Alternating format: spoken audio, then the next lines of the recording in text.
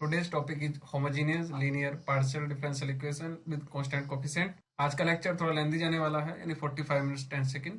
इसलिए मैंने इस लेक्चर के 4 पार्ट कर दिए हैं। यानी आज का जो लेक्चर है उसके कंटेंट्स होंगे: first, basic concept of PD; next, rule for finding CF; next, rule for finding pi; और उसके बाद लास्ट में हम लोग कुछ क्वेश्चंस की प्रैक्टिस करेंगे। अगर आप इस लेक्चर को फर्स्ट टाइम देख रहे हैं तो कंप्लीट लेक्चर देखिएगा, तभी आपको बहुत अच्छे से समझ में आएगा। और अगर आप इस बाद में कभी केवल किसी एक टॉपिक पर ही स्टडी करना चाह रहा है, रूल फॉर फाइंडिंग सीएफ में प्रॉब्लम है या पीआई में है, तो उसी के सामने मैंने मिनट्स लिखे हुए हैं। आप मिनट के बाद इस लेक्चर को देख लीजिएगा। यानी कि 6 मिनट के बाद देखेंगे तो सीएफ, और पीआई पे देखना चाह रहे हैं तो 11 मिनट के बाद। नेक्स्ट, इसी टाइप से अगर क्वेश्चन की बात आती है तो 20 मिनट्स पर। लेक्चर स्टार्ट करने से पहले मैं आपको रिकमेंड करूंगा कि जो इस वीडियो की क्वालिटी है वो 240 पिक्सल से ज़्यादा लें तो अच्छा रहेगा आपके लिए, और अच्छे से आपको देख पाएंगे वीडियो को। सेकंड, आप पीडीएफ डाउनलोड कर सकते हैं जो ये नोट्स हैं, और लास्ट में अपना फीडबैक देना आप लोग ना भूलें। चलिए तो हम लोग स्टार्ट करते हैं अपना आज का लेक्चर। तो पार्शियल डिफरेंशियल इक्वेशन में सबसे पहले मैं कुछ इंपॉर्टेंट टर्म को आपको समझा देना चाहता हूँ जो कि काफ़ी हेल्प करेंगे आपकी। तो पीडीई में हम इसको फर्स्ट ऑर्डर और सेकेंड ऑर्डर में ब्रेक कर सकते हैं। First, second and second onward. Second order या इससे ऊपर की जो इक्वेशन होंगी उनको हम लीनियर या नॉन लीनियर में ब्रेक कर सकते हैं। एक और होता है कौन लीनियर, उसकी बात नहीं कर रहा हूँ। अगर तो दो में ब्रेक कर सकते हैं। इसी टाइप से लीनियर में हम विद कांस्टेंट कोफिशिएंट और विद नॉन कांस्टेंट कोफिशिएंट की बात कर सकते हैं, यानी लीनियर भी दो में ब्रेक कर सकते हैं। और फिर विद कांस्टेंट कोफिशिएंट में हम होमोजीनियस और नॉन होमोजीनियस, जो कि हमारे सिलेबस में है, ये दोनों ब्रेक कर सकते हैं। अब आपको मैं इन सभी टर्म को कि लीनियर नॉन लीनियर क्या है, होमोजीनियस नॉन होमोजीनियस में डिफरेंस क्या है, विद एग्जाम्पल समझा देता हूँ। क्योंकि अगर आपको ये ही नहीं समझ आएंगे तो आप क्वेश्चन नहीं कर पाएंगे। तो सबसे पहले हम ऑर्डर की बात करें अगर, तो ऑर्डर और डिग्री में, जैसे कि आप ऑर्डनरी डिफरेंशियल इक्वेशन में ऑर्डर चेक करते थे, यहाँ पर भी लगभग वैसा ही है। तो सबसे पहले जो आपने पुरानी ओडीई पढ़ी है मैं उस पर बात करूँ तो इस टाइप की इक्वेशन होती है, आपने देखी होगी। तो आप देख रहे होंगे ये D Y upon D X है, ये है D square by upon D X square. ये फर्स्ट ऑर्डर है या सेकेंड ऑर्डर है। तो इनमें जो मैक्सिमम होता है वो आपका होता है इक्वेशन का ऑर्डर, और उसकी जो पावर होती है उसको बोलते हैं डिग्री। तो 3 हो जाएगा आपका डिग्री, और ये हो जाएगी सेकेंड ऑर्डर की, क्योंकि ये हाईएस्ट है इसमें। D Y upon D X, इसका ऑर्डर 1 है, तो ये पूरी इक्वेशन की नहीं मानी जाएगी। इस टाइप कुछ और एग्जाम्पल ले सकते हैं, जैसे कि ये यहाँ सेकेंड ऑर्डर है, इसकी पावर 1 है तो डिग्री 1 होगी, और यहाँ पर 3 दी हुई है लेकिन वो D Y upon D X की है, ये इससे कम है तो इसकी बात नहीं मानी जाएगी। इसी टाइप से पीडी में इक्वेशन कुछ इस टाइप से होगी जो डेल में यूज होती है, जैसे कि आप जानते हैं del square U upon del x square, ये यू में हो या जेड में हो, plus del square U upon del Y square. आप देख रहे होंगे सेकंड ऑर्डर है, यहाँ पर जो पावर है डेरिवेटिव है वो सेकंड में चल रहा है, तो ये सेकंड ऑर्डर की होगी। ठीक है, इसी टाइप से अगर वो हायर भी होती है तो वो हायर हो सकती है, थर्ड फोर्थ ऑर्डर की हो सकती है। ठीक है, और अगर इसमें ये दोनों कॉमन वाली ले ली मैंने, अगर एक टर्म हायर ऑर्डर की है तो वही उसका ऑर्डर माना जाएगा इक्वेशन का। जैसे ये सेकंड ऑर्डर है, यहाँ फर्स्ट होती तो सेकंड वाली काउंट होती, जैसे कि ऑर्डनरी में होता है। बात आती है अगर डिग्री की, तो डिग्री को हम लीनियर नॉन लीनियर में ब्रेक कर सकते हैं यहाँ पर। इसका एग्जाम्पल कुछ इस टाइप से है। लीनियर में आप देखेंगे, यहाँ पर देखिए, यहाँ पर del Z upon del X है, इसकी जो पावर है वो है 1, यहाँ पर भी 1 है। यहाँ पर देखेंगे del square U upon del x square, मैं पहले बता चुका हूँ जो डिग्री होती है वो डेरिवेटिव की पावर होती है। ठीक, तो यहाँ पर डेल स्क्वायर यू की पावर 1 है, यहाँ पर भी 1 है। अगर ये सब 1 रहती है तो ये लीनियर में काउंट होती है, चाहे वो फर्स्ट ऑर्डर की हो या सेकेंड ऑर्डर की हो या वन वर्ड हो। इसी टाइप से नॉन लीनियर में आप देखेंगे कि यहाँ पर del Z upon del X की जो पावर है वो 1 है, यहाँ पर इसकी पावर 2 हो गई है, तो ये नॉन लीनियर में काउंट होती है। इसी टाइप से del Z upon del X यहाँ पर सही चल रहा है, इसकी पावर 1 है, यहाँ पर 1 है। एक यहाँ पर नया जेड स्क्वायर, जो आपका डिपेंडेंट वेरिएबल है वो भी काउंट होता है। मैंने इसलिए यहाँ पे लिख दी है डेफिनेशन कि dependent variable and its all partial derivative occurs linearly. तो केवल del Z upon del x या del Z upon del t की बात नहीं कर रहा हूँ, अगर केवल डिपेंडेंट वेरिएबल भी स्क्वायर में आ गया तो भी नॉन लीनियर में काउंट होगा। तो समझ गए आप लीनियर और नॉन लीनियर में डिफरेंस। इसी टाइप से कॉसी लीनियर भी एक होती है, लेकिन मैं उस पर डिस्कस नहीं कर रहा हूँ। अब आते हैं हम लोग कांस्टेंट कोफिशिएंट पर। कुछ इस टाइप की इक्वेशन होगी, बहुत अच्छे से आप जान गए होंगे। कांस्टेंट कोफिशिएंट का मतलब है जो ये टर्म दिखाई दे रही है, यहाँ पर आपका 1 है और इनका कोफिशिएंट 5 है आपका। तो अगर ये कांस्टेंट, आप जो कोफिशिएंट है वो कांस्टेंट है, तो ऑब्वियसली इस टर्म को, इस टाइप की इक्वेशन को हम कांस्टेंट कोफिशिएंट वाली कहेंगे। और अगर इस टाइप की इक्वेशन है और जहां पर ये एक्स स्क्वायर एक्स वाई यानी कि अगर ये कांस्टेंट नहीं है तो इसको बोलते हैं नॉन कांस्टेंट कोफिशिएंट। अब आते हैं होमोजीनियस और नॉन होमोजीनियस, जो कि काफी इंपॉर्टेंट है, आपके दोनों यहाँ सिलेबस में है। तो होमोजीनियस टाइप इस टाइप की इक्वेशन होगी, कैसे पहचानेंगे? आप यहाँ देखिए ये सेकंड ऑर्डर की है, ये टर्म आपका सेकंड ऑर्डर का है क्योंकि यहाँ del square Z upon del x square है। दूसरी वाली टर्म में यहाँ कांस्टेंट है, कांस्टेंट कोएफिशिएंट मानी जाएगी, लेकिन फिलहाल मैं बात कर रहा हूँ होमोजीनियस की। होमोजीनियस में क्या है? Del square Z upon del X del Y, यानी इसका ऑर्डर भी 2 है और इसका ऑर्डर भी 2 है। अगर ऑर्डर हर एक टर्म में इक्वल रहता है तो ये होमोजीनियस होती है, और अगर ऐसा नहीं है तो नॉन होमोजीनियस। ठीक, कैसे? यहाँ पर देखिए del square Z upon del x square है, यहाँ 2 है, यहाँ पर भी 2 है, यहाँ पर भी 2 है, लेकिन ये फर्स्ट ऑर्डर की आ गई। डिग्री की बात नहीं कर रहा हूँ, डिग्री तो सबकी 1 चल रही है, लेकिन यहाँ second order second order second order, यहाँ फर्स्ट ऑर्डर आ गई। अगर यहाँ ऐसा बीच में हो जाए कि अचानक से फर्स्ट ऑर्डर में हो जाए, अचानक से थर्ड में हो जाए, then it is called non homogeneous equation. ये दोनों ही काफी इंपॉर्टेंट हैं आपके लिए, होमोजीनियस और नॉन होमोजीनियस, ये हमारे सिलेबस में है। चलिए तो हम स्टार्ट करते हैं हम लोग अपने टॉपिक पर, सी एफ पी आई के। सबसे पहले हम बात कर रहे हैं सी एफ की। आपको सी एफ मालूम होना चाहिए, पार्शियल डिफरेंशियल इक्वेशन का। तो पीडी को हम दो में ब्रेक कर सकते हैं, जैसे मैं पहले बता चुका हूँ, होमोजीनियस और नॉन होमोजीनियस में। दोनों का सी एफ निकालने के फॉर्मूले थोड़े थोड़े अलग हैं, लगभग एक से है लेकिन है अलग। नॉन होमोजीनियस में तो हम नेक्स्ट लेक्चर में बात करेंगे, लेकिन होमोजीनियस की अगर मैं बात करूं तो इस टाइप की इक्वेशन होगी, जो कि मैं पहले ही बता चुका हूँ। यहाँ पर भी देखिए आप, nth ऑर्डर की है, nth order nth order nth order है। अगर मैं इसको डी में कन्वर्ट करूँ, अगर मैं डेल अपॉन डेल एक्स को डी मान लूँ, ध्यान रखिए इसको जरा समझ लीजिए, हमेशा ही मैं इसको यही मानूंगा कैपिटल डी, आगे जितने भी टॉपिक चलने वाला है, और डी डैश मानूंगा डेल अपॉन डेल वाई को। डी और डी डैश दोनों को समझ लीजिए। मैं अगर इसको कन्वर्ट कर लूँ इसमें डी में, यहाँ पर इस टाइप की इक्वेशन बन जाएगी, और इसको अगर फंक्शन में कन्वर्ट करूँ तो F D comma D dash bracket close Z equal to function X Y मान सकता हूँ। अगर मैं इनकी सी एफ और पी आई की बात करता हूँ अब मैं, तो कंप्लीट सोल्यूशन क्या होगा पीडीई का? वो होगा C F plus P I, जो कि ऑर्डिनरी का भी होता था। तो अब हम लोग सी एफ और पी आई की बात करेंगे, जिसमें पी आई तो मैं नेक्स्ट पेज में बात करूंगा, पहले ही बता चुका हूँ। और सी एफ की बात करें तो ये जो रूल है ये कुछ काफी हद तक ऑर्डिनरी डिफरेंशियल इक्वेशन से थोड़ा थोड़ा मैच करते हैं। मैच ना करें तब भी आपको हेल्प लेनी चाहिए ऑर्डिनरी डिफरेंशियल इक्वेशन के सी एफ से, जो कि कोरिलेट कर सकें आप एक दूसरे से। तो सबसे पहले मैं आपको ऑर्डिनरी डिफरेंशियल इक्वेशन पे लेके चल रहा हूँ, और वहां के सी एफ बता देता हूँ क्या क्या थे। तो ऑर्डिनरी डिफरेंशियल इक्वेशन इस टाइप की आपकी होगी, और यहाँ पर D Y upon D X वाली टर्म होती है। तो अगर मैं इसको डी मान लूँ यहाँ पर, तो इस टाइप की क्वेश्चन बन जाती है, जो कि F of D equal to function आपको फाइव ऑफ एक्स काउंट कर लेते हैं। अब यहाँ से स्टार्ट होता था आप लोगों का कि C F plus P I में हम कंप्लीट सोल्यूशन को कन्वर्ट कर सकते हैं। सी एफ और पी आई तो ऑब्वियसली हम बाद में बात करेंगे। तो सी एफ की बात करें तो सी एफ का सबसे पहला रूल था कि डी को जो एम मान लेते थे, एक ऑक्सिलरी इक्वेशन निकालते थे, उसको सॉल्व करते थे और रूट आते थे। केस नंबर 1, अगर ये रूट है m1 m2 mn, और जो कि डिस्टिंक्ट है, रियल है, तो जो इसका सी एफ आता था वो आता था आपका ये C F equal to C one E to the power m1x plus C two E to the power m2x dot dot dot. ये पहला रूल था। दूसरा था अगर वो इक्वल है सारे, या एक या दो या तीन, तो जो उसका सी एफ आता था वो आता था C one plus C two x plus C three x q dot dot dot. अगर दो ही टर्म है इसमें C one m one M two दोनों इक्वल, तो C one plus C two x लिखेंगे, ब्रैकेट क्लोज कर देंगे, e to the power m x लिख देंगे। अगर ज्यादा है तो इस टाइप से कर सकते हैं। तीसरा रूल आता है जब इमेजनरी रूट होते हैं, और इमेजनरी रूट का फॉर्मूला ये था, अगर अल्फा प्लस आई बीटा है तो जो सी एफ है वो है e to the power alpha x C one cos beta x plus C two sine beta x. ये रूल था जब इमेजनरी होते थे। तो अब हम चलते हैं अपने पार्शियल डिफरेंशियल इक्वेशन के सी एफ पर। वहां पर आप देखेंगे कि जो इक्वेशन है वो इस टाइप की हो जाएगी, जो मैंने यहाँ पर इस टाइप से लिखी थी ये वाली। अब ये हो गई है। अगर मैं इसको फैक्टर ले लूँ तो फैक्टर करने के बाद मैं देखूंगा कि ये बन जाएगा, रूट भी तो निकालने हैं इसके। तो जो मैं फैक्टर में अगर बात करूँ तो D minus M one D dash D minus M two D dash D minus M N D dash equal to zero. अगर मैं इसको कन्वर्ट करूँ सी एफ, जीरो इसलिए लिया है क्योंकि पी आई नहीं निकाल रहे हैं, पी आई जीरो है एक तरह से यहाँ, राइट। अब मैं इसका रूट निकाल दूं अगर, तो रूट वही आ जाएंगे M one M two M three. तो सबसे पहले रूल वही, डी को एम मानेंगे और डी डैश को वन मानेंगे। सबसे पहले ध्यान रखिएगा कि यहाँ पर हमने डी को एम माना है, यहाँ पर भी हमने डी को एम माना था, लेकिन यहाँ पे एक डी डैश नया है, तो डी डैश को हम 1 मानेंगे, राइट। ध्यान दीजिए, पार्शियल डिफरेंशियल इक्वेशन की होमोजीनियस में, नॉन होमोजीनियस में नहीं, नॉन होमोजीनियस वाली में 1 नहीं मानते, वो आगे बताऊंगा।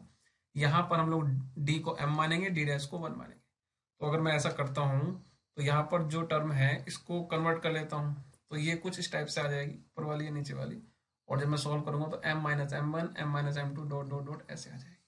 यहाँ से जो रूट आ जाएंगे वो आ जाएंगी m equal to M one M two M N. Same है लगभग ऐसा ही जैसे यहाँ पे आए थे, राइट। अब आगे बढ़ते हैं। अब केस स्टार्ट होते हैं।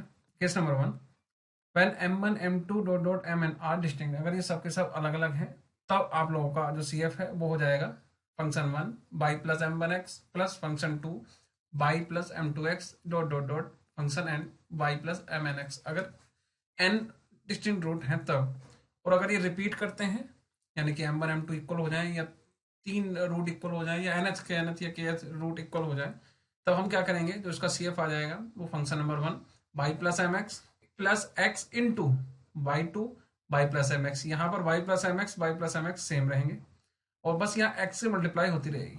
अगर आपके kth रूट जो है वो इक्वल है तो, यानी जैसे जनरली हम करते थे, 2 में करते थे, अगर 2 रूट हैं आपका m1 और m2 दोनों इक्वल हैं तो केवल function number 1 by plus M X plus x function number 2 by plus M X हो जाएगा, इसके अलावा कुछ नहीं होगा। केस नंबर 3, केस नंबर 3 होता है जब रूट्स इमेजिनरी हैं। जैसे कि मैं यहाँ पे कोई नया रूल नहीं है, एक्चुअली केस 3 है नहीं कोई रूल, मैंने बनाया है इसलिए कि केस 3 आपने ओडी में पढ़ा है, ऑर्डिनरी में। तो ऑर्डिनरी में जो था इमेजिनरी के लिए नया रूल था, लेकिन अब यहाँ कोई रूल नहीं है। अब आप क्या करेंगे, केस नंबर 1 या केस नंबर 2 से ही काम चलाएंगे। इस टाइप से ये 3 जो केस हैं CF के वो कंप्लीट हो जाते हैं। अब हम पार्शियल डिफरेंशियल के PI पे पहुंचते हैं।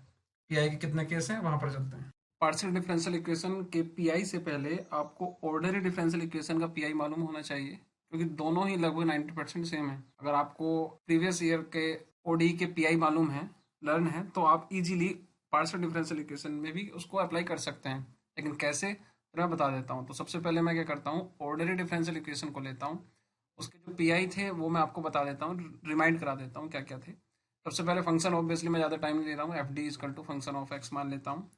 सबसे पहला रूल था e की पावर ax। इस रूल में हम लोग क्या करते थे कि जब एफ डी हम लेते थे तो यहाँ पर e की पावर ax में d को रिप्लेस करते थे a से, यानी कि d इजकल टू a रख के यहाँ पर, और इसको सॉल्व कर देते थे। और अगर बाई चांस केस फेल होता था तो यहाँ पर हम लोग क्या करते थे, x रख देते थे और इसका डिफ्रेंसिएशन ले लेते थे और इसको सॉल्व कर देते थे। फिर से हम d को रिप्लेस करते थे a से। और सिमिलरली अगर आगे भी चलना है तो हम लोग क्या करते थे, एक्स स्क्वायर कर लेते थे और सेकंड डेरिवेटिव ले लिया और फिर आगे सॉल्व कर लेते थे। इसी टाइप से जो केस नंबर 2 है यहाँ पर, वो है साइन ए एक्स प्लस बी का या कोस ए एक्स प्लस बी का। इस केस में हम लोग क्या करते थे, डी स्क्वायर को माइनस ए स्क्वायर से रिप्लेस करते थे। दोनों के लिए, ये साइन के लिए भी है, कोस के लिए भी। और फिर हम सॉल्व करते थे। अगर केस फेल होता था तो फिर से हम लोग क्या करते थे, यहाँ मल्टीप्लाई करते थे एक्स से और उसके बाद इसका डिफ्रेंसिएशन लेते थे और तब सॉल्व कर देते थे। ये सब आप काम लास्ट ईयर कर चुके हैं, इसलिए हम इस पर डिस्कस नहीं कर रहे हैं। बताने का रीज़न ये है कि लगभग यही केस हम लोग आज पढ़ेंगे पार्शियल में। ये हो गया साइन कोस का। केस नंबर 3 आता है एक्स की पावर m में। इसमें भी आप लोग क्या करते थे, जो फंक्शन होता था एफ ऑफ डी, आप उसे ऊपर पहुंचाते थे -1 में, उसको आप एक्सपेंड करते थे बाइनोमियल की हेल्प से। एक्सपेंड करने के बाद कुछ कॉमन लेने के बाद, ये सब चीज़ें पहले हो चुकी हैं। तो कॉमन लेने के बाद एक्सपेंड करते थे, फिर उसके बाद डिफरेंशिएशन या एक्स की पावर m से मल्टीप्लाई करके उसको सॉल्व कर देते थे। इसी टाइप से एक केस था e की पावर ax इंटू बी का, ये चौथा केस है। इस केस में आप लोग क्या करते थे कि e की पावर ax को हम बाहर निकाल लेते थे और जो d को है वो रिप्लेस करते थे d प्लस a से। केस था 4, राइट। अब हम लोग पहुंचते हैं अपने होमोजीनियस पार्शियल डिफरेंशियल इक्वेशन पर। तो वहां पर सपोज ये आप लोगों का फंक्शन है, यहाँ पर भी केस 1 2 3 इसी टाइप से मैंने लिए हैं, सेम टू सेम, जैसे कि मैच हो जाए।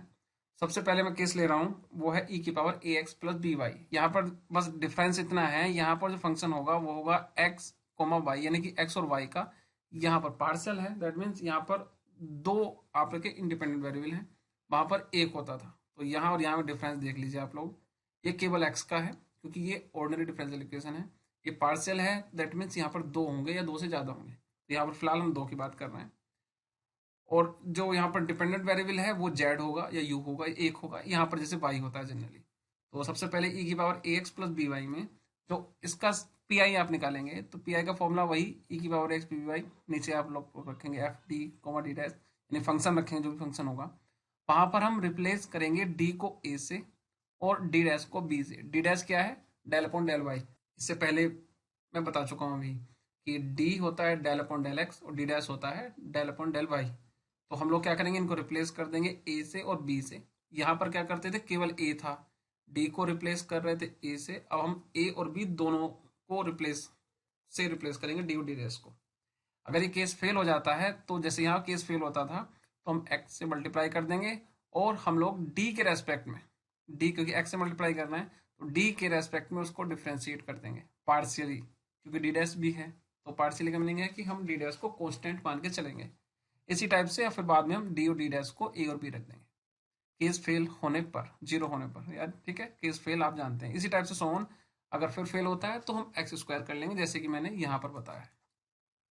इसी टाइप से अब आगे चलते हैं केस नंबर 2, साइन ए एक्स कोस बी वाई वाला। सेम लगभग यहाँ पर भी साइन ए एक्स था, तो यहाँ पर भी क्या करेंगे हम लोग, D square D dash square D D dash, इनको हम लोग रिप्लेस करेंगे minus A square minus A B और माइनस बी स्क्वायर से। यानी डी स्क्वायर को रिप्लेस करेंगे आप माइनस ए स्क्वायर से, डी डी डैश को रिप्लेस करेंगे माइनस ए बी से और डी डैश का स्क्वायर को करेंगे माइनस बी स्क्वायर से। यहाँ यानी ऑर्डिनरी में जो डी स्क्वायर रिप्लेस होता था वो होता था माइनस के ए स्क्वायर, क्योंकि डी डैश इसमें था ही नहीं, राइट। तो यहाँ पर हमारे अब जो चल रहा है पार्शियल में डी भी होगा डी डैश भी होगा, तो डी स्क्वायर को हम रिप्लेस करेंगे माइनस के ए स्क्वायर से और डी डी डैश को हम करेंगे माइनस ए बी से और डी डी डैश स्क्वायर करेंगे minus B square, right. Case number 3, case number 3 में हम लोग एक्स की पावर एम बाई की पावर एन लेते हैं। सेम लगभग पहले सामने लिया है मैंने, यहाँ पर था एक्स की पावर एम, यहाँ वाई नहीं होता था, वाई होता था लेकिन वो डिपेंडेंट वेरिएबल होता था।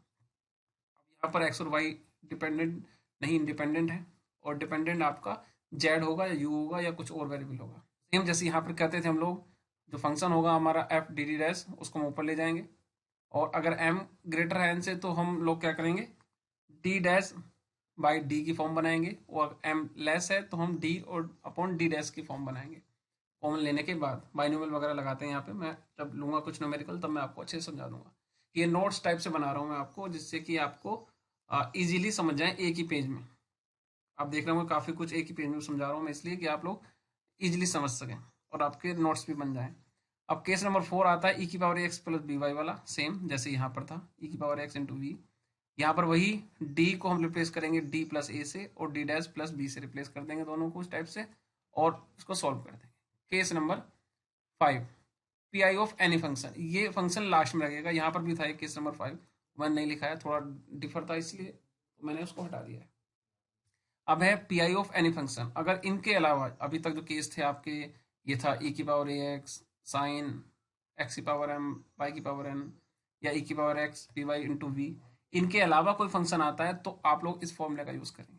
क्या फंक्शन में 1 upon d minus m d dash, अगर इस टाइप का फंक्शन है आपका यहाँ पर ये, तो हम क्या करेंगे, y को रिप्लेस करेंगे c माइनस एम एक्स से और रिप्लेस करने के बाद इंटीग्रेट कर देंगे और सॉल्व कर देंगे। लास्ट में c को हम रिप्लेस कर देंगे y प्लस एम एक्स से और जो भी आना है आंसर आपका आ जाएगा। ये थोड़ा डिफिकल्ट होता है, राइट, लेकिन इस पर हम कुछ क्वेश्चन कराएंगे आपको। अब इन 5 केस के अलावा भी एक केस और है जो कि लगभग ऊपर के सभी केसों में, फर्स्ट सेकंड थर्ड केस में बड़े इजीली यूज हो जाता है, क्योंकि कॉमन है। अगर आप भूल जाएं बाई चांस ई की power x plus B y वाला फॉर्मूला, केस 1 भूल जाएं, 2 भूल जाएं या 3 भूल जाएं, तो वो केस लग जाता है या काफ़ी बार वो केस ही हेल्प करता है, इजी मेथड वही बन जाता है। वो आपको अब क्वेश्चन टू क्वेश्चन देखना पड़ेगा कि कौन सा मेथड लगाना है। वो केस नंबर है, जनरल रूल में बता रहा हूँ। अगर ए एक्स प्लस बी वाई की फॉर्म है तो यहाँ पर देखो, यहाँ पर मैंने आपको बताया ई की power a x plus B Y, ई की पावर में होना चाहिए।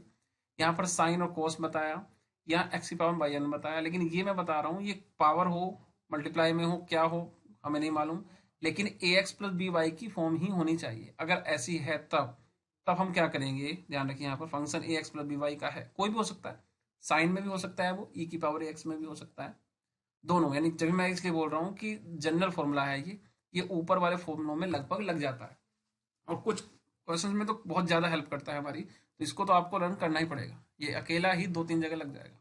तो हम क्या करेंगे, सबसे पहले ए एक्स प्लस बी वाई को यू मान लीजिए, देखो मैंने एक यू मान लिया, और इसके बाद इस पूरे फंक्शन को इंटीग्रेट कर देंगे विद रेस्पेक्ट टू यू, और कितने टाइम्स करेंगे, जितना इसका ऑर्डर होगा फंक्शन का। यहाँ पर ये अगर nth ऑर्डर का है तो nth बार इसको n टाइम्स इंटीग्रेट कर देंगे, ठीक है। अगर ये केस फेल हो जाता है तो वही सब रूल लगते हैं पुराने वाले, केस फेल होने पे लगभग वही लगते हैं, x की पावर n, x की पावर 2, x की पावर 3 डॉट डॉट डॉट चलते रहेंगे और इंटीग्रेशन करते रहेंगे यहाँ पर जितनी इसका ऑर्डर है। तो यहाँ पर हमने 5 केस पढ़े, और जो 6th है वो है जनरल रूल। ये ऊपर कभी भी लग सकता है, आपको इसको यूज करना चाहिए। तो अब हम लोग कुछ प्रॉब्लम्स पे ले लेते हैं, जो एग्जाम्पल लूंगा मैं। ये कुछ प्रॉब्लम्स हैं हम लोगों की। देखिए केस नंबर 1 की मैंने ले ली, e की पावर x की, एक मैंने साइन की ले ली है, ठीक है, एक केस फेल होने वाली साइन की ले ली है, x की पावर m y की पावर n ले लिया है, और ये लास्ट केस ले लिया है मैंने y वाला। तो इन सब को मैं सॉल्व कराऊंगा इसी वीडियो में, राइट। और इन्हीं बीच बीच में मैं जनरल रूल जो एक मैंने लास्ट में बताया आपको, वो भी मैं इन्हीं क्वेश्चन में बीच बीच में लगा लगा के आपको बता दूंगा कि कैसे ये एक रूल भी कभी भी एंट्री कर सकता है, राइट। तो सबसे पहले स्टार्ट करते हैं फर्स्ट क्वेश्चन। इस टाइप का क्वेश्चन है, del cube z upon del x cube, यानी थर्ड ऑर्डर की इक्वेशन आपकी ये, और यहाँ पर भी थर्ड है, यहाँ पर भी थर्ड है, दिस मींस होमोजीनियस है। तो आज का लेक्चर ही होमोजीनियस पर है केवल, नेक्स्ट लेक्चर में हम नॉन होमोजीनियस की बात करेंगे। तो अगर मैं डी में कन्वर्ट करूँ इसको ए आई वगैरह निकालने के लिए, तो मैं यहाँ पर इसको डी मान लेता हूँ, जैसे कि मैं पहले ही बता चुका हूँ, डेल अपॉन डेल एक्स को डी मानूंगा, डेल अपॉन डेल वाई को मैं डी डैश मानूंगा। तो मैंने क्या किया, इस टाइप की इक्वेशन बना ली मैंने, राइट, क्योंकि मेरी ऑक्सिलरी इक्वेशन निकालने में हेल्प करेगी। तो जैसे मैं इसकी ऑक्सिलरी इक्वेशन निकालूंगा वो कैसे निकलेगी, डी इक्वल टू एम और डी डैश को 1 मानने के बाद ये वैल्यू उठा के मैं यहाँ रखूंगा, इक्वेशन 1 मान रखी है मैंने, और जैसे मैं ये वैल्यू रखूंगा तो एक इक्वेशन आ जाएगी, इसको मैं ऑक्सिलरी इक्वेशन बोल सकता हूँ, ठीक है। अब मैं इसके रूट फाइंड आउट कर लेता हूँ, एम क्यूब आप कैल्सी वगैरह से कर लीजिए या हिट एंड ट्रायल वाले से कर लीजिए। जैसे आप रूट फाइंड आउट करते हैं तो ये आपके रूट आ जाएंगे m+1 और m-2, और इसको रूट फाइंड आउट करेंगे उधर को जाके तो -1 और 2 और 2, ये 3 रूट आ जाएंगे क्योंकि थर्ड ऑर्डर की है। ये रूट फाइंड आउट करना थोड़ा इजी या थोड़ा डिफिकल्ट हो सकता है क्वेश्चन टू क्वेश्चन, तो मैं हर एक को तो नहीं बता सकता हूँ, आप कैलसी वगैरह से यूज कर सकते हैं। रूट फाइंड आउट होने के बाद अब हम लोग सी एफ फाइंड आउट करते हैं इसका, लेकिन उससे पहले आपको ये रूल फाइंड मालूम होने चाहिए कि अगर ये रिपीट कर रहे हैं तो कौन सा रूल लगेगा, और रिपीट नहीं कर रहे हैं तो कौन सा रूल लगेगा। तो मैं वो लिख देता हूँ राइट साइड में। ये रफ साइड है एक तरह से, मैं यहाँ पे फॉर्मूला आप लोगों को दिखाने के लिए लिख रहा हूँ, आपको कोई जरूरत नहीं है लिखने की। तो ये सी एफ जो है वो फॉर्मूला लगता है function number 1 y plus m n x, function number 2 y plus m two x dot dot dot. लेकिन यहाँ पर क्या है कि केस नंबर 1 जो पहला है -1, केवल एक ही है डिस्टिंक्ट, बाकी दो जो है वो रिपीट है। ये दोनों पे लगेगा केस नंबर 2, और जो फर्स्ट वाला है उस पर लगेगा केस नंबर 1। तो मैं वही लगा देता हूँ, तो फॉर्मूला बन जाएगा, सी एफ बन जाएगा, वो बन जाएगा function number 1 y minus x, क्योंकि यहाँ एम की वैल्यू -1 है, plus function number 2 y plus 2x plus x. यहाँ मल्टीप्लाई क्यों हुआ, क्योंकि केस नंबर 2 अप्लाई हुआ है और उसमें x से मल्टीप्लाई होता है, तो सी एफ इस टाइप से निकल जाएगा। अब टर्न आता है पी आई का। तो पी आई फाइंड आउट करने के लिए हम लोग क्या करते हैं, हम ये वैल्यू उठा के यहाँ पे जो फॉर्मूला जनरली पी आई का होता है रखते हैं हम लोग, e की power ax plus B Y यहाँ, और नीचे रख देंगे जो भी आपका फंक्शन है डी की फॉर्म में।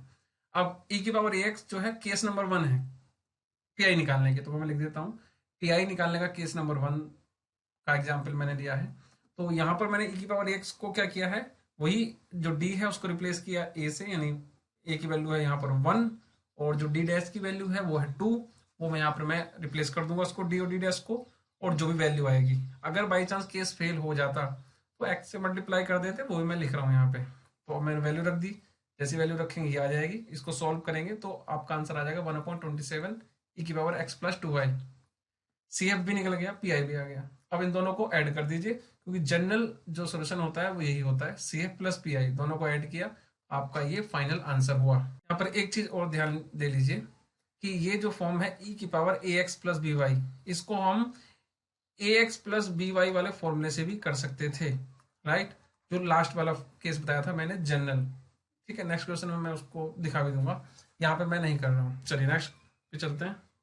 ये क्वेश्चन कुछ टाइप से, solve the linear PD del square Z upon del x square plus del square Z upon del Y square cos m x cos, यानी साइन केस और कोस वाला मैंने पोर्शन लिया है, यानी case number 2 P I find out करने के लिए आपको मैं दिखाना चाहता हूँ। तो इसके अंदर वही पहले मैं क्या करूंगा, डेल को डेल अपॉन डेल एक्स को डी और इसको मानूंगा डी डैश, फिर बाद में ऑक्सिलरी इक्वेशन निकालूंगा तो वो m² प्लस 1 हो जाएगी। इसको सॉल्व करूंगा तो m की वैल्यू आ गई ये। आप देख रहे हैं आपकी ये दोनों प्लस और माइनस आई इमेजिनरी है, लेकिन इमेजिनरी का कोई रूल अलग नहीं होता है। हम लोग डिस्टिंक्ट या रिपीटेड रूट से काम चलाएंगे। तो हमने दोनों अलग अलग हैं, तो मैंने क्या किया, वो फॉर्मूला लगा दिया। Function number 1 y plus i x plus function number 2 y minus i x. ठीक, अब आती है बारी पी आई की। तो पी आई में मैंने वही लिख दिया जनरली जो फॉर्मूले में लिखते हैं हम लोग पी आई के। यहाँ पर देखिए, यहाँ पर है cos m x into cos n y plus 30 2x plus y, यानी दो केस बन सकते हैं पी आई के, एक बार ये रहेगा एक बार ये रहेगा। इसको P1 P2 भी कह सकते हैं। ठीक, तो इसको मैं यहाँ ले आया, एक बार ये इसके नीचे, दूसरा केस इसको नीचे यहाँ बना लेता हूँ। इसको मैं P1 और P2 कह देता हूँ। एक बार हम P1 को स्टार्ट करेंगे, P1 को इसको सॉल्व करेंगे, एक बार इसको। सबसे पहले P1, तो P1 में आप देख रहे हैं कि ये cos A x plus cos B y वाला फॉर्मूला बन जाएगा अगर मैं 2 से मल्टीप्लाई कर दूं तो। राइट, तो वो मैंने किया ऊपर नीचे मल्टीप्लाई करने के बाद कोस ए प्लस कोस बी का फॉर्मूला लगा दिया, कोस ए प्लस बी प्लस कोस ए माइनस बी, ये फॉर्मूला लगा दिया। इसके बाद आप देख रहे हैं ऐसा क्यों लगाने का बेनिफिट क्या है, क्योंकि हमारे पास कोई भी ऐसा केस नहीं है जिसमें कोस इंटू कोस की मल्टीप्लाई करने का कोई फॉर्मूला बनता हो पी आई का। हमारे पास या तो ई की पावर एक्स में होना चाहिए, या साइन ए एक्स प्लस बी वाई, या कोस A x plus B Y, या एक्स की पावर है, मतलब ये कुछ केस थे वो होने चाहिए। तो वो नहीं है, तो हमने इसको रिप्लेस किया या फॉर्मूले को हमने इस टाइप से कन्वर्ट कर दिया। अब आप देखिए ये हो गया ए एक्स प्लस बी वाई का फॉर्मूला।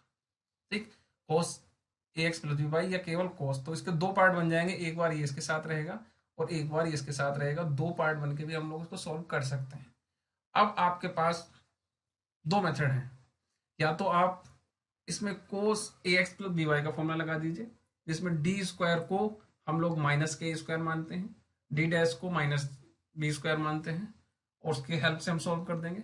या एक मैंने लास्ट में 6 जो मेथड था वो बताया था जनरल फॉर्मूला, जिसमें हम क्या करते हैं, कोस A x plus B Y को इसको यू मान लेंगे और इसको इंटीग्रेट कर देंगे 2 टाइम्स। मैं पहले दोनों को ही बता दूंगा, तो पहले मैं लेता हूँ 6 वाले मेथड से। जो फॉर्मूला था ये, आप देखिए, अगर फंक्शन ए एक्स प्लस बी वाई का हो तो हम क्या करेंगे, ए एक्स प्लस बी वाई को इसको यू मान लेंगे और इसको इंटीग्रेट कर देंगे उतने टाइम जितना ये ऑर्डर है। तो ये है 2 डी स्क्वायर, मतलब सेकेंड ऑर्डर की है, तो 2 टाइम्स कर लेंगे। तो मैं इसको क्या कर लेता हूँ, यू मान लेता हूँ, इसको मान लिया मैंने यू, और इस वाले पोर्शन को मैं मान लेता हूँ वी, क्योंकि दूसरा फॉर्मूला लगेगा दूसरी बार में। राइट, जब इस पे फॉर्मूला लगेगा यहाँ पर ये, तो ये 2 बार इंटीग्रेशन हो गया।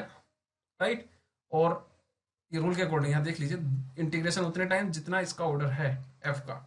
तो यहाँ पर सेकेंड ऑर्डर की है तो 2 बार इंटीग्रेशन यहाँ पर रख दिया। फंक्शन इसको यू मान लेंगे ए एक्स प्लस बी को, तो cos u d u d u, 2 बार integration plus same to same यहाँ पर भी रख देंगे।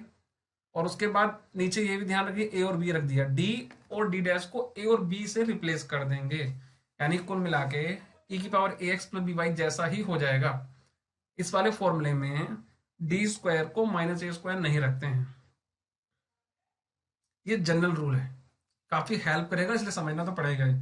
आपको लग रहा है कि ये थोड़ा टफ है, वही कर लेंगे, वो भी मैं बता दूंगा, लेकिन ये भी करना होगा आपको, काफी हेल्प करेगा। तो हमने क्या किया, वही रख दिया 1/2, ये रहा 1/2, ये है डी स्क्वायर। इसकी जगह हम क्या करेंगे, यहाँ पर रख देंगे डी की जगह ए एक्स प्लस बी वाई है ना, इसको रख देंगे एम, तो ये हो जाएगा एम स्क्वायर। याद रखिए डी स्क्वायर को माइनस के एम स्क्वायर नहीं रखा मैंने, क्योंकि ये वो वाला फॉर्मूला नहीं है, ये जनरल फॉर्मूला लगाया है मैंने। अब यहाँ पे रख दिया मैंने इसी टाइप से, डी डैश की वैल्यू थी एन, तो एन रख दिया, स्क्वायर कर दिया। 2 टाइम्स इंटीग्रेशन इसलिए किया क्योंकि यहाँ पर सेकेंड डेरिवेटिव है, अगर ये 3 डेरिवेटिव चलता। अब आप में से कुछ ये पूछ सकते हैं, अगर यहाँ 3 है और यहाँ 2 है तो तब वो होमोजीनियस इक्वेशन नहीं होती, फिर वो नॉन होमोजीनियस होती, जो कि नेक्स्ट लेक्चर में हम पढ़ेंगे। तो इसी टाइप से हमने कॉस वाला फॉर्मूला यहाँ लगा दिया, साइन वाला यहाँ लगा दिया, इसको इंटीग्रेट किया हमने। इंटीग्रेट करने के बाद ये आ गया कॉस यू और कॉस वी।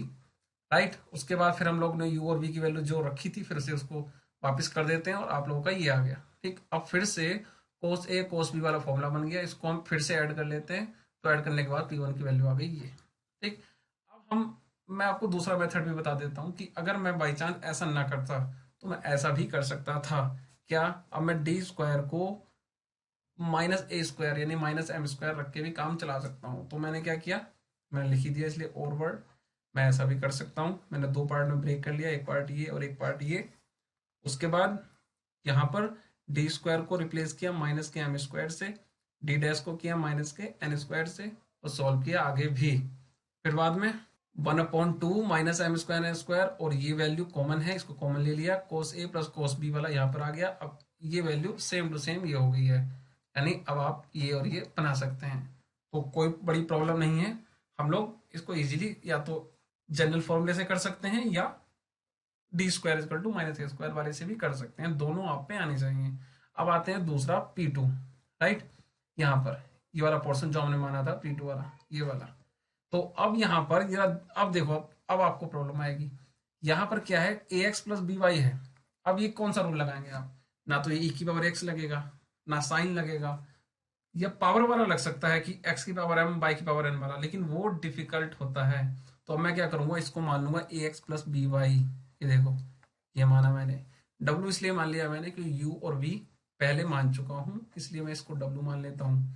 अब रूल के अकॉर्डिंग, जैसे मैंने ये रूल बताया आपको कि ये इंटीग्रेशन उतने टाइम होता है जितना इसका ऑर्डर है, सेकेंड ऑर्डर की है, इसको मान लिया मैंने u, यहाँ w माना है w, तो इसको w माना 2 टाइम्स इंटीग्रेशन, बाकी वहीं रहेगा 30, ये रहा 30, डी स्क्वायर, डी को रिप्लेस करेंगे a से, डी डैश को करेंगे b से, b की वैल्यू है 1, यहाँ पे रख दिया 30/4 + 1 यानी 5, 5 से इसको कैंसिल कर देंगे 6 आ जाएगा।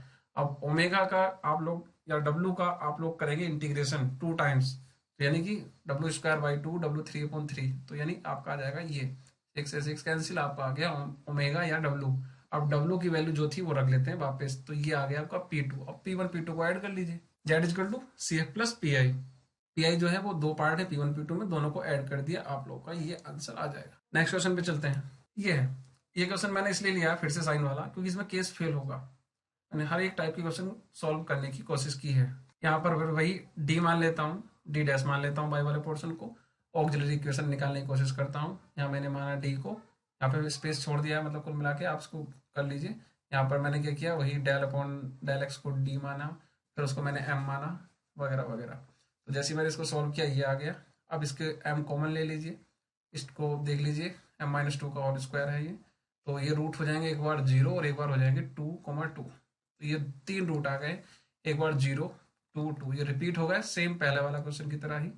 मैंने वही इसका CF निकाल दिया, 0 के corresponding function number 1 y plus 0x, function number 2 y plus 2x, function number 3 के बाहर x से मल्टीप्लाई, ये क्योंकि ये रिपीट हुए थे। नेक्स्ट अब हम आते हैं PI पर, PI यहाँ लगा दिया हमने। अब यहाँ पर देखिए, अब आपके पास साइन AX प्लस बी है। अब यहाँ दो केस हैं, या तो जनरल फॉर्मूला लगा दीजिए या साइन वाला लगा दीजिए। अगर मैं साइन वाला लगाने की कोशिश करूंगा तो मैं डी स्क्वायर को माइनस ए स्क्वायर रखूंगा, लेकिन यहाँ डी क्यूब है, तो मुझे इसको कन्वर्ट करना पड़ेगा डी स्क्वायर इंटू डी में। यहाँ पर भी ऐसा ही प्रॉब्लम कर रहा है, अगर मैं डी डैश स्क्वायर की वैल्यू रख दूंगा माइनस बी स्क्वायर यानी कि ये, तो फिर डी अकेला रह जाएगा, वो प्रॉब्लम क्रिएट करेगा। तो ऐसे में आपके पास जनरल फॉर्मूला भी है, आप चाहे तो उसको भी लगा दीजिए। उसका बेनिफिट ये है कि हम डी को रिप्लेस करते हैं ए से, डी डैश को करते हैं बी से, और अगर फेल होगा तो डिफरेंशिएट कर देंगे, कोई बड़ा काम नहीं है, वो हम वैसे भी करते हैं। तो अब मैंने वही किया, फॉर्मूला मैं नीचे लिख देता हूँ, इस टाइप से अगर फॉर्मूला था अपन देखा होगा। तो अब मैं क्या करता हूँ, यहाँ पर वैल्यू रख देता हूँ डी क्यूब वगैरह की। जैसे ही मैंने वैल्यू रखी तो ये 0 आ गई, यानी अगर 0 होती है तो केस फेल हो जाता है। अब मैं क्या करूंगा, इसका डिफ्रेंसिएशन करूंगा और एक्स से मल्टीप्लाई कर दूंगा। वही मैंने किया, यहाँ से एक्स से मल्टीप्लाई कर दी और डिफ्रेंसिएशन कर दिया। डी की 3 का डी के रेस्पेक्ट में करूंगा तो 3d स्क्वायर, यहाँ पर मैं 4 है और डी स्क्वायर का करूंगा तो 2d, और 4 2 8, तो 8d, और डी डैश कॉन्स्टेंट है क्योंकि हम डी के रेस्पेक्ट में कर रहे हैं। इसी टाइप से यहाँ पर डी के रेस्पेक्ट में करूंगा तो डी का हो जाएगा 1 4d डैश स्क्वायर, और ये साइड में यहीं पे रहेगा। अब फिर से मैं वैल्यू ए की वैल्यू 2 और बी की वैल्यू 1 रखने की कोशिश करूंगा, और जैसे ही मैं यहाँ वैल्यू पुट करता हूँ डी की और डी डैश की तो फिर से 0 हो गया।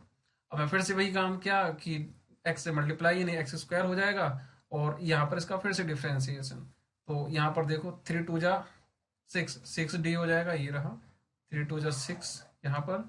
इसी टाइप से यहाँ करूंगा तो मैं 8d डैश हो जाएगा, क्योंकि यहाँ पर d का हो जाएगा 1, और यहाँ पर कांस्टेंट वैल्यू है, d डैश कांस्टेंट है partial with respect to d। और इसको सॉल्व करते हैं आगे, क्योंकि अब अगर मैं अब d की वैल्यू 2 और d डैश की वैल्यू 1 रखूंगा तब ये 0 नहीं होगा। तो ax प्लस बी के रूल से, यानी कि जनरल फॉर्मूले से, इस जनरल फॉर्मूले के अकॉर्डिंग मैंने क्या बताया था, पहले u मान लीजिए। मैं क्या करूंगा, इसको ax plus B y 2x plus 1y को मैं u मान लूंगा, उसके बाद मैं डिफ्रेंसिएशन कर दूंगा कितने टाइम्स, क्योंकि यहाँ ऑर्डर है वन टाइम, और उसके बाद डी को ए और बी से रिप्लेस कर देंगे डी डैश को। वही मैंने किया, यू मान लिया मैंने, इसको फर्स्ट टाइम एक बार डिफ्रेंशिएट किया, 4 है तो 4 को 4 रखा, और डी की वैल्यू रख दी 2, तो 6 2 12 -8 ये रख दिया मैंने। अगर अब भी 0 हो जाता तो फिर हम आगे बढ़ते।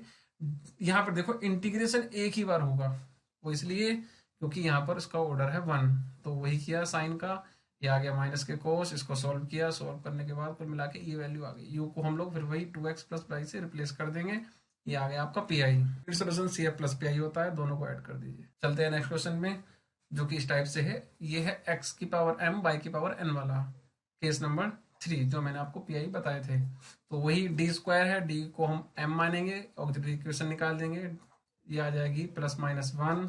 इसको हम लोग सी एफ फाइंड आउट करेंगे। सी एफ फाइंड आउट करने का रूल मैंने लिख दिए हैं आप लोगों के, जो हमने किया वो ये आ गया। कोई बड़ा इशू नहीं है, ज़्यादा टाइम मैं नहीं दे रहा हूँ यहाँ पर। जब हम पी आई निकालेंगे तो एक्स स्क्वायर बाई स्क्वायर। अब यहाँ से क्वेश्चन अराइज होता है कि आप कौन सा फॉर्मूला लगाएंगे पी आई फाइंड आउट करने का, कौन सा। तो यहाँ हम लोग केस नंबर 1 ई की power a x plus B Y नहीं लगा सकते, केस नंबर 2 साइन वाला नहीं लगा सकते, केस नंबर 3 है एक्स की पावर एम बाई की पावर एन, वो हम लगा सकते हैं यहाँ पर। जो इस टाइप से फॉर्मूला होता है, क्या एक्स की पावर एन बाई की पावर एन का फॉर्मूला होता है ये। हम जो पोर्शन है इसको ऊपर ले जाएंगे, बाइनोमियल से एक्सपेंड कर देंगे। ध्यान रखिए एम ग्रेटर है तो डी डैश अपॉन डी की फॉर्म बनाएंगे, एम लेस है, यहाँ पर है लेस, अगर ये लेस है m is less than n तो डी अपॉन डी डैश की फॉर्म बनाएंगे। तो मैं वही कर लेता हूँ, इसमें से यहाँ डी कॉमन ले लेता हूँ, डी कॉमन लिया मैंने, डी स्क्वायर, ये बन गया 1 प्लस थीटा या 1 प्लस एक्स, इसको ऊपर ले जाता हूँ, ये हो गया -1। अब 1 प्लस एक्स की पावर -1 का फॉर्मूला आपको याद होना चाहिए, वो मैं लिख देता हूँ यहाँ पर। ये फॉर्मूला होता है 1 प्लस एक्स की पावर -1 का भी, और 1 माइनस एक्स की पावर -1 का भी लिख देता हूँ, इन फ्यूचर आपको जरूरत पड़ सकती है। ये है 1 minus x plus x square minus x की 3 डॉट डॉट डॉट, ये आप पे आता होगा, नहीं तो भी आप इसको नोट कर लीजिए। अब इसके कोरस्पॉन्डिंग मैं इसको एक्सपेंड करूँ अगर, तो ये आ गया। इसके आगे की टर्म मैंने इसलिए नहीं लिखी क्योंकि अगली टर्म जो आएंगी वो आएंगी डी की 4 या 5 या 6, जब वो बढ़ती रहेंगी तो वो क्या होंगी, इसको डिफ्रेंशिएट करेंगी तो वो 0 हो जाएंगी, राइट। अब मैंने क्या किया, एक्स स्क्वायर वाई स्क्वायर की मल्टीप्लाई की 1 से, और इसकी मल्टीप्लाई की यहाँ पर मैं कर देता हूँ, ये मैंने किया। अब यहाँ पर देखिए डी डैश का स्क्वायर, और यहाँ डी का मतलब क्या होता है डिफ्रेंसिएशन, और डैश का मतलब हुआ पार्शियल, वो भी with respect to y, with respect to y. तो विद रेस्पेक्ट टू वाई, यहाँ वाई है तो वाई के रेस्पेक्ट में डिफ्रेंशिएट करूंगा मैं 2 टाइम्स, तो ऑब्वियसली कॉन्स्टेंट वैल्यू आ जाएगी। लेकिन अगर मैं थर्ड टाइम करूंगा तो वो 0 हो जाएगी, इसलिए मैंने अगली टर्म यूज नहीं की है, वो सब 0 ही होने वाली थी। ये डी स्क्वायर नीचे है, सभी जानते हैं जो नीचे वाला पोर्शन ऊपर जाएगा तो वो इंटीग्रेशन में कन्वर्ट हो जाता है, तो डी स्क्वायर कन्वर्ट हो जाएगा इंटीग्रेशन में एक्स के रेस्पेक्ट में। और ऐसे ही यहाँ पर है, इसको सॉल्व कर लिया हमने। तो पहले मैंने डी स्क्वायर यहाँ पे इंटीग्रेशन किया, वाई को वाई रहने दो यहाँ पर, एक्स को किया मैंने एक बार, तो एक्स की 3/3 और एक्स की 4/4, ये आ गया। जब मैं इसको करूँगा डिफ्रेंशिएट तो ये आ जाएगा। अब डी की 4 यानी नीचे है, इसको ऊपर पहुंचाएंगे, इंटीग्रेशन करेंगे वो भी 4 बार, तो इस टाइप से आपकी वैल्यू आ जाएगी। तो आगे थोड़ा सिंप्लीफाई करें तो आप लोगों का सी एफ, ये पी आई आपका आ जाएगा।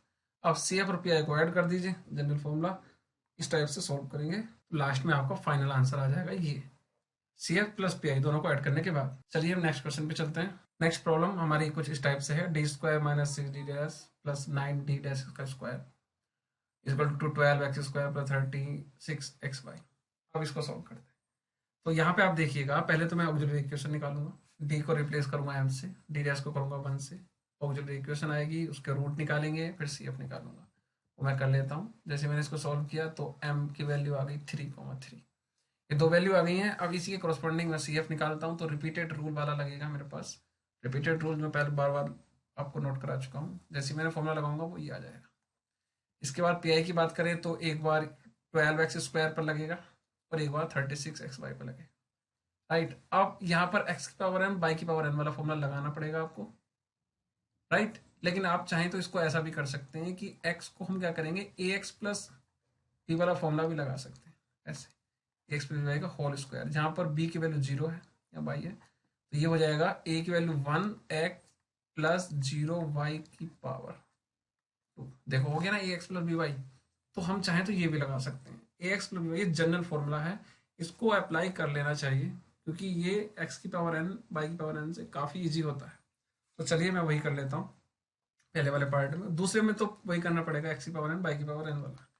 तो स्टार्ट करें, फिर इनको सॉल्व करते हैं। ये है 12x²। 12x² में हम x की वैल्यू यानी x को ax प्लस by की तरह कर सकते हैं, जो फॉर्मूला आपका ये होता ही था, आप जानते हैं। तो मैं इसको क्या करूँगा, u मान लूँगा यहाँ पर। क्यों, ये एक्चुअली में ax प्लस 0y है, ये वाला फॉर्मूला बनाने के लिए।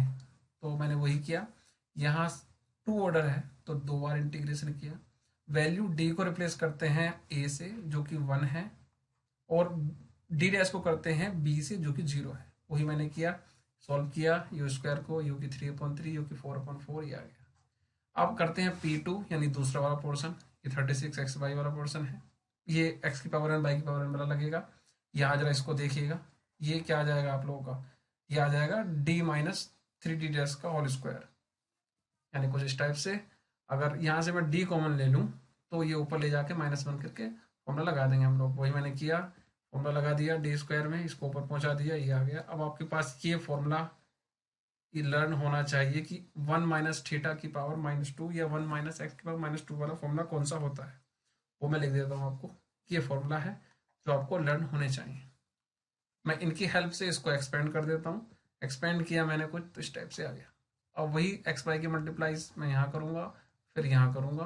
वही मैंने किया, जैसे किया तो ये आ गया xy और 6/d, d ऊपर जाएगा।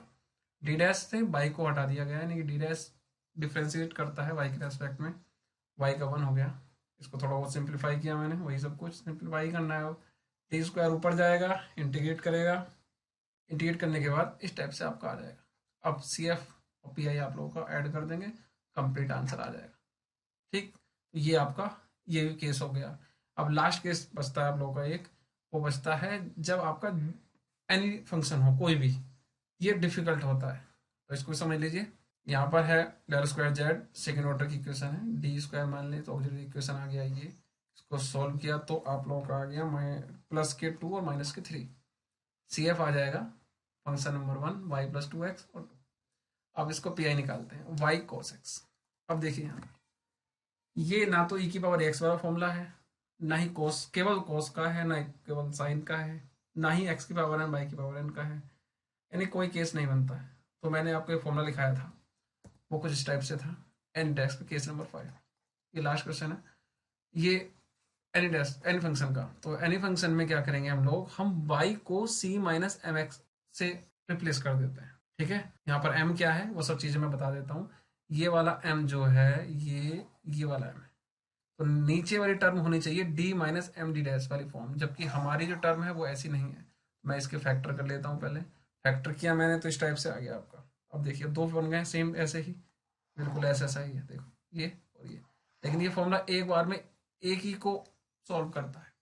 मैं क्या करूँगा, सबसे पहले इसको सॉल्व करूँगा। तो यहाँ पर इस रूल के अकॉर्डिंग जो y की वैल्यू रखी जाएगी वो रखी जाएगी c+3x। ये मैंने रख दी c+3x। कैसे आया, यहाँ से ये वाली टर्म जरा देख लो, यहाँ पे ये टर्म वो ये c माइनस एम एक्स है, तो ये रहा c माइनस का माइनस m का m, और ये d डैश को x मान के चलेंगे एक तरफ। तो ठीक है, जो यहाँ होता है उसी के अकॉर्डिंग माना जाता है, तो वही मैंने मान लिया। बाकी सब कुछ वही रहेगा। इंटीग्रेशन रूल के अकॉर्डिंग सबसे पहले इंटीग्रेशन होना चाहिए, वो ये रहा इंटीग्रेशन। उसके बाद फंक्शन x में रहेगा और जो y है उसको मैं रिप्लेस कर दूंगा। तो यहाँ पर आप लोग देख रहे हैं कि ये था, तो cos x को मैं cos x रखूंगा और y को रिप्लेस कर दूंगा c+3x। वो मैंने किया। अब इन दोनों की मल्टीप्लाई कर देते हैं। मल्टीप्लाई करने के बाद इंटीग्रेट करने के बाद थोड़ा धीरे धीरे सिंप्लीफाई करने के बाद ये आ गया आपका, वही आ गया। मुझे नहीं लगता इसमें मुझे टाइम वेस्ट करना चाहिए आपका। इसको सॉल्व किया। अब लास्ट में c की वैल्यू फिर से वापस रख देते हैं, तो ये रखी थी, c की वैल्यू वापस वहीं रख देते हैं।